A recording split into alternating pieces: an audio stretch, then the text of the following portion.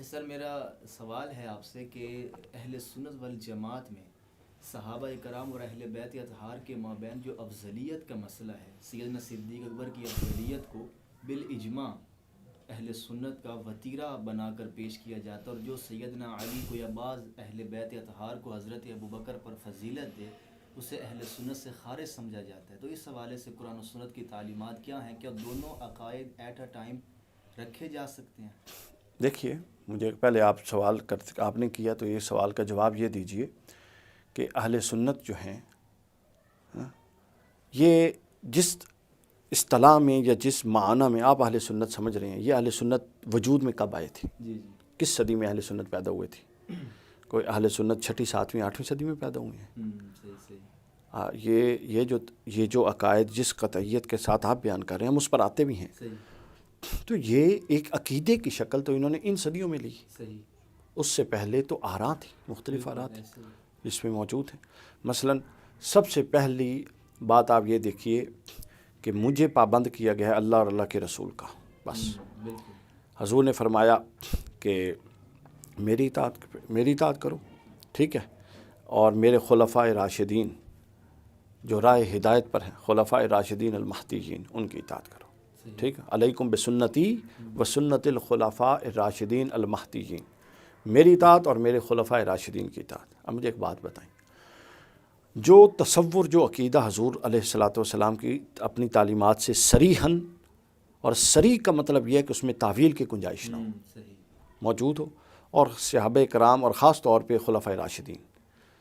تمام صحابہ کی بات نہیں کر رہا، خلفائے راشدین، چونکہ حضور نے پابند کیا ہے کہ سنت کا درجہ میرا عمل اور میرے خلفائے راشدین کا عمل، ٹھیک ہے۔ اگر تو یہ عقیدہ افضلیت، میں اس پر کومنٹ آگے کروں گا، افضلیت حضرت سیدنا صدیق اکبر رضی اللہ تعالیٰ عنہ کا حضور علیہ السلام کے دور میں،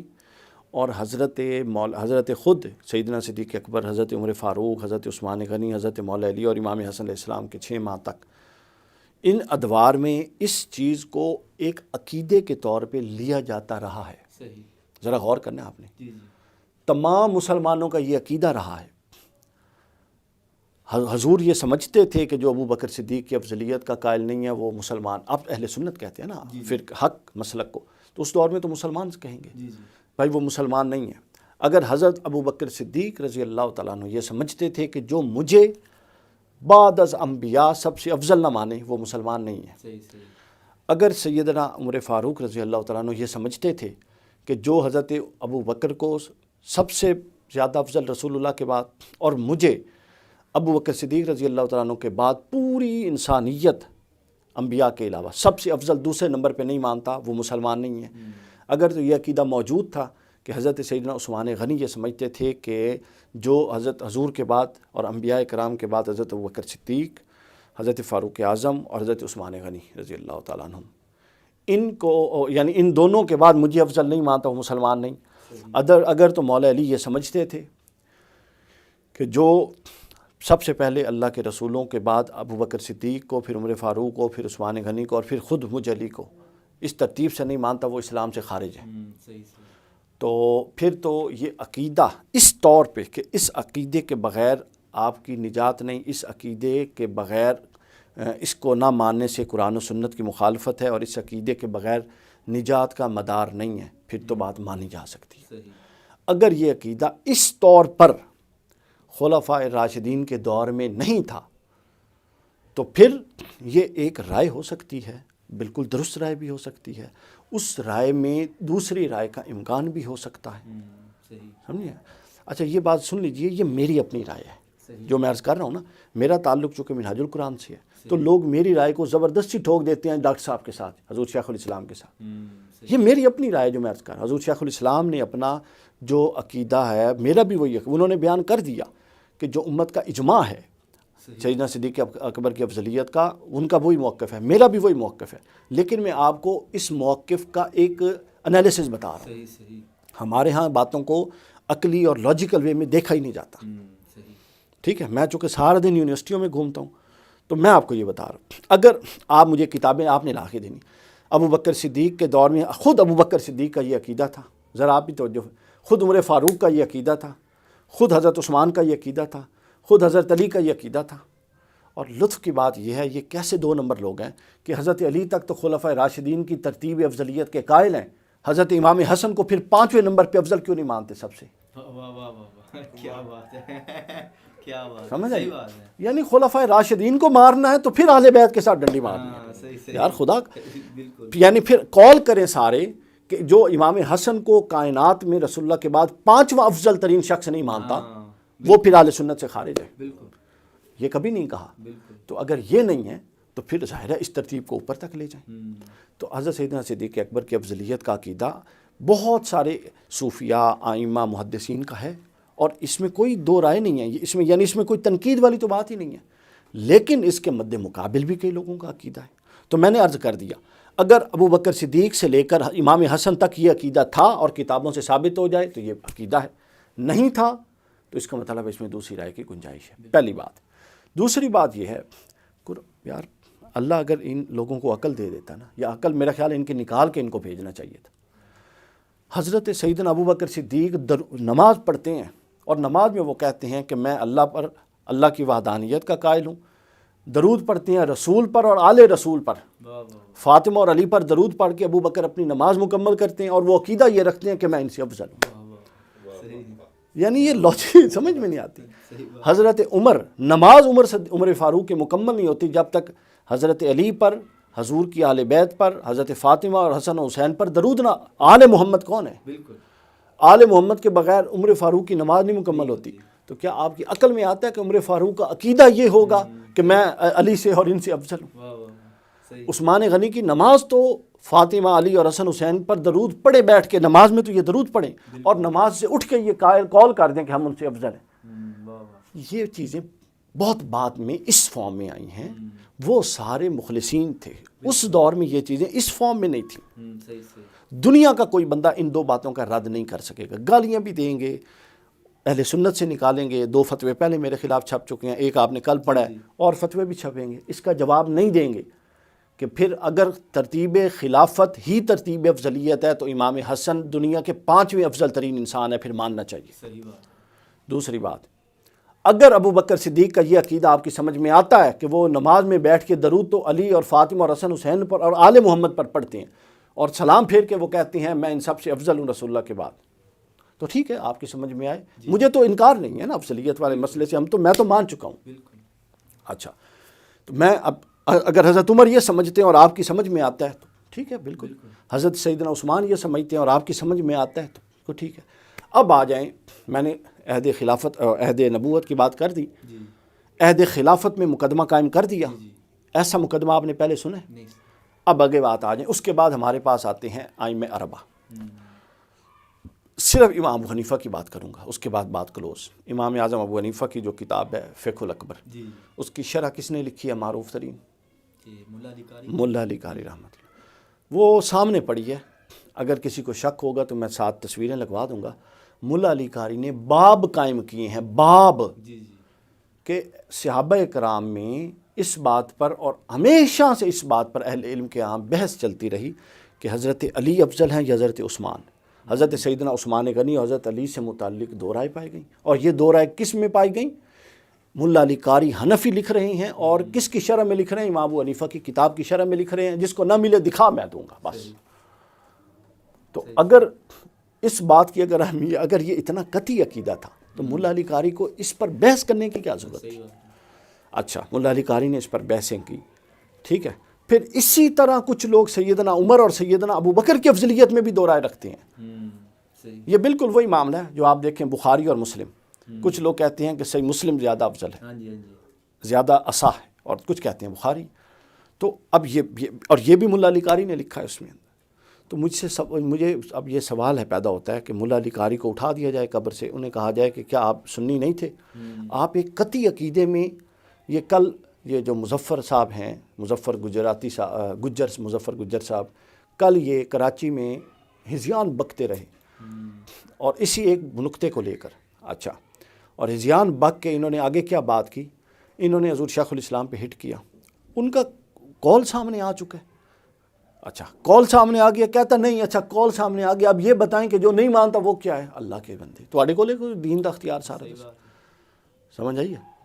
تو ان کو جگا دیں ملا علی قاری کو اور ان سے پوچھیں کہ ایک چیز جو بالکل قطعی ہے اور عقیدہ اہل سنت اور اہل سنت ہونے کے لیے بنیاد ہے، بے شک یہ اللہ رسول نہ منن، بے شک یہ اہل سنت کو پتہ ہی نہ ہو کہ حقیقت و مجاز اور خلق و کسب کا کیا فرق ہے،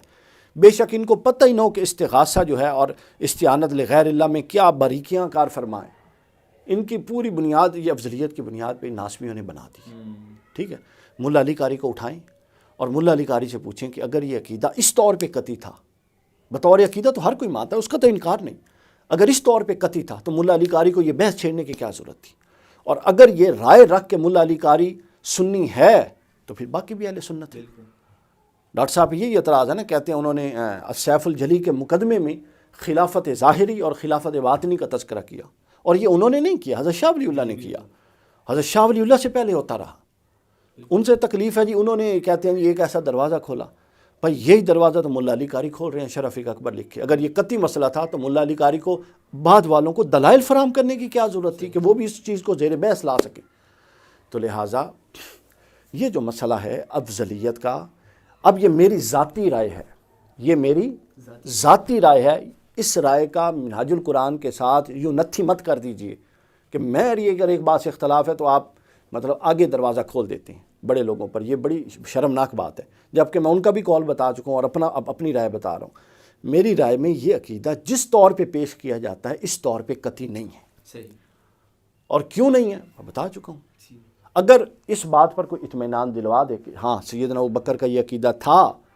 کہ نماز میں آل محمد پر درود پڑھ کے میں آل محمد سے افضل ہوں، ان کے ذہن میں تو یہ تقسیم ہی نہیں تھی یار وہ افضل ہے یا وہ افضل ہے، یہ تو بہت بات کی تقسیم ہے۔ احادیث کے بڑے اگر آپ مجموعے دیکھیں نا، اس سے جو آپ کو بڑا ایک تصور واضح ہوتا ہے احادیث سے مجموعوں سے، وہ یہ ہوتا ہے کہ جو سب سے افضل جماعت ہے صحابہ میں وہ خلفائے راشدین، پھر جو افضل جماعت آتی ہے سامنے وہ جماعتوں کی طرف تصور جاتا ہے، تاثر جاتا ہے، دوسری جو افضل جماعت ہے وہ تاثر جاتا ہے ان کی طرف یار اشرا و اشرا کی طرف، 10 صحابہ، حالانکہ حضور نے 220 کے قریب صحابہ کو جنت کی بشارت دی، پھر 10 کے بعد 220، پھر اس کے بعد خلفاء اپنا اصحاب بدر، پھر اصحاب احد، چلتے چلتے فتح مکہ سے پہلے تک السابقون الاولون، سب باتیں اس میں۔ تو احادیث سے تو یہ افضلیت کے درجے اور یہ تاثر ابھرتا ہے، جس کو حضور شیخ الاسلام نے بیان کر دیا 11 درجے بنا کے۔ تو لہٰذا اگر ابوبکر صدیق رضی اللہ تعالیٰ عنہ یہ عقیدہ رکھتے تھے نماز میں درود پڑھ کے کہ میں افضل ہوں، نہ علی یہ عقیدہ رکھتے تھے میں افضل ہوں، نہ میری رائے میں ابوبکر رکھتے تھے، وہ تو بھائی بھائی تھے، شیر و شکر تھے، افضل تو وہ صرف رسول اللہ کو مانتے تھے اور رسول اللہ کی آل کو مانتے تھے، رسول اللہ کی نسبتوں کو مانتے تھے۔ ٹھیک ہے، اگر حضرت عمر یہ عقیدہ رکھتے تھے کہ نماز میں آل محمد پر درود پڑھتے اور کہتے جی میں ان سے افضل ہوں، اگر حضرت عثمان یہ عقیدہ رکھتے تھے، اور پھر ہم بھی عقیدہ رکھتے ہیں۔ اور دوسری بات یہ کہ اگر یہی عقیدہ ہے تو پھر یہ قول کر دینا چاہیے کہ امام حسن علیہ السلام جو ہیں وہ دنیا میں پورے انسانوں میں بعد از انبیاء 5ویں نمبر پر افضل ہیں، جبکہ یہ قول کوئی نہیں کرے گا، مر جائیں گے، ذہن میں رکھ لیں، کبھی بھی نہیں کریں گے یہ قول۔ اور اصولاً امام حسن کے بعد، امام حسن کی وفات کے بعد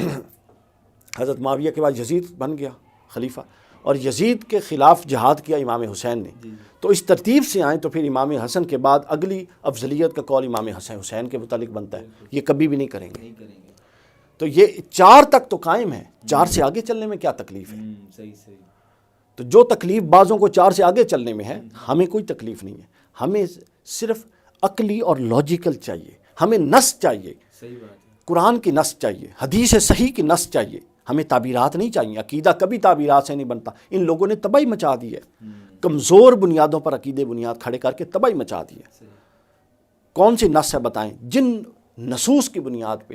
افضلیت سیدنا صدیق اکبر کا استدلال کیا گیا؟ اس سے مضبوط ترین نصوص اگر کوئی استدلال کرنا چاہے تو مولا علی کی افضلیت کا کر سکتا ہے، جس بنا استدلال کی بنیاد پہ جناب سیدنا صدیق اکبر رضی اللہ تعالیٰ عنہ کی افضلیت قائم کی گئی ہے، اس سے مضبوط استنباط کی بنیاد اور بنا قائم ہو سکتی ہے حضرت علی کی افضلیت کے لیے۔ تو پھر آپ کو یہ تنگی کس چیز کی ہے؟ پھر آپ اجازت دیں، پھر تو علم کی دنیا نا، احادیث صحیح، احادیث کا درجہ دیکھا جائے گا، صحیح کون سی ہے، سب سے اوپر صحیح لذات ہے، پھر صحیح لغیر ہے، ان احادیث، پھر حسن لذات ہے، پھر حسن لغیر، یوں حدیثوں کے درجے لیں، ٹھیک ہے، اور پھر مضبوط ترین لیں کہ مضمون کس طرح مضبوط ترین ہے، پھر آپ کو لگ پتہ جائے گا، پھر آپ میدان دیں، ایک علمی میدان، ایک طرف ادھر ایک بنیاد قائم کی گئی، دوسری طرف اگر کوئی دوسرا کرنا چاہتا ہے تو علمی بات ہے نا، علمی بات کرنے دیں، سب کے پاس عقل و خرد موجود ہے، بالکل. تو لہٰذا ہم پابند اور بیٹھے ہوئے، لہٰذا اب آپ کو سمجھ آ گئی ہوگی کہ اس کے اندر کیا کیا فلاز ہیں. نصوص چاہیے. عقیدہ صرف اس نص سے بنتا ہے جس نص کی تعبیر نہ ہو سکے، جس نص میں احتمالات نہ ہوں، جس نص میں کئی آراء کی گنجائش نہ ہو. جس نص میں کئی آراء کی گنجائش ہوں تو آپ وہاں مانتے ہیں کہ چاروں مسلک حق ہیں، چونکہ اتنی گنجائش تھی. ٹھیک ہے، تو کسی اور رائے میں اگر کوئی ایک سے زیادہ رائے ہو جائے تو آپ کہتے ہیں نہیں، کیونکہ آپ کے اپنے معیارات ہیں. بالکل. اعلیٰ حضرت کو آپ نے، اعلیٰ حضرت فاضل بریلوی رضی اللہ تعالیٰ عنہ، بہت بڑے احسان ہے اہل سنت پہ ان کو اٹھا کے آپ نے نبوت کے درجے پہ لے گئے ہیں کہ اعلیٰ حضرت کی بات سے کوئی اختلاف کر لے تو آپ اس کو لعن طعن شروع کر دیتے ہیں، جبکہ خود آپ اعلیٰ حضرت کی بات کو نہیں ماننے کے لیے تیار. ٹھیک ہے، اعلیٰ حضرت نے امام اعظم ابو حنیفہ سے کتنے معاملوں میں اختلاف کیا ہے، اعلیٰ حضرت نے خود اپنے شیوخ سے کتنے معاملوں میں اختلاف کیا. تو یہ دنیا قائم ہی اختلاف کے حسن سے ہے. لہٰذا اب آپ کو سمجھ آ جانی چاہیے افضلیت کے باب میں یہ جو میری ہیں، یہ خواتین و حضرات، یہ میری گزارشات ہیں. سمجھ آئی ہے؟ عقیدہ میرا وہی ہے جو اہل سنت کا ہمیشہ سے ہے، ٹھیک ہے، جس کو بیان کیا جاتا ہے. لیکن میں نے اپنی معروضات، اس سے میری دو رائے نہیں ہیں، لیکن میں نے اپنی معروضات برائے غور و فکر آپ لوگوں کے سامنے رکھ دی ہیں. اس پر توجہ فرمائیں، ان پر توجہ فرمائیں اور اپنے اندر لچک پیدا فرمائیں اور غور کریں، دوسرے کی رائے کا بھی احترام کرنا سیکھیں. اپنی بات کو بے شک نہ چھوڑیں، مگر جو چیز علمی دیانت، مضبوط استنباط اور ٹھوس استدلال پر قائم ہو، اس کا محض کسی اپنا اندھی تقلید کی وجہ سے انکار کرنا وہ غیر مناسب عمل ہے.